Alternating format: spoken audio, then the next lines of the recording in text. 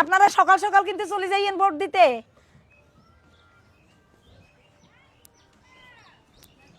এই কেডাম নে হ্যাঁ এখানে কি চান কি?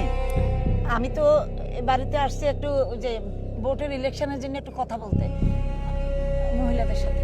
ওরে বাবা, আপনি ভোট চাইতে গেছেন? একেবারে কোরআন শরীফ লয়ে পড়ছেন না? জান্নাতের টিকিট। আরে আপনার তো নিজেরই চলাফেরা ঠিক নাই গা। এইটা পর্দা, এইটারে পর্দা কয় কিরে? দেখছাস বেয়াদব মহিলা, অসভ্য মহিলা। দেখছো কত বেহায়া মহিলা। আগে নিজের বাড়িতে যাও, নিজের স্বামীর খেদমত করো, সেবা করো। এখানে কে লেখা ছোট লোক নানকার। আর একদিন যদি এখানে আইসো একেবারে ধরে একেবারে থাপড়ায় গানগুল ফাড়াইলাম। এমন করতেছেন কেন? গায়ে হাত দিচ্ছেন কেন? তোর লগে কি ব্যবহার করবো? হ্যাঁ মানুষ চিনো? হ্যাঁ ভোট চাও, কত বড় সাহস! তুমি তো আরে নিজে অসভ্য। আপনারা তখন থেকে ওনার সাথে এরকম ব্যবহার করছেন কেন?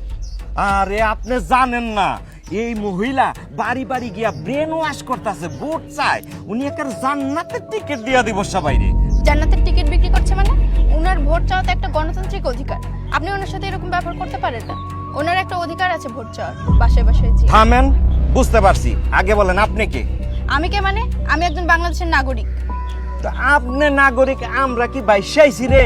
আমরাও বাংলাদেশের নাগরিক। আপনি কোনো নারীর সাথে এরকম ব্যবহার করতে পারেন না। আর ভাইয়া, আপনি তখন থেকে দেখছি আপনি ফোনে ভিডিও করছেন। আপনি ওনার অনুমতি নিয়েছেন?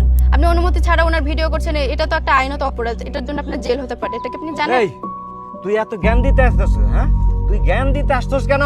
তোর তো নিজেরই পর্দা ঠিক নাই রে। হ্যাঁ তুই আবার আরেকজনের সাফাই গাইতেছস।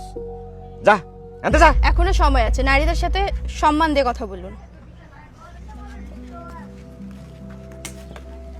যাদের কাছে আমাদের মায়েরা নিরাপদ না, তাদের কাছে দেশটা কতটুকু নিরাপদ?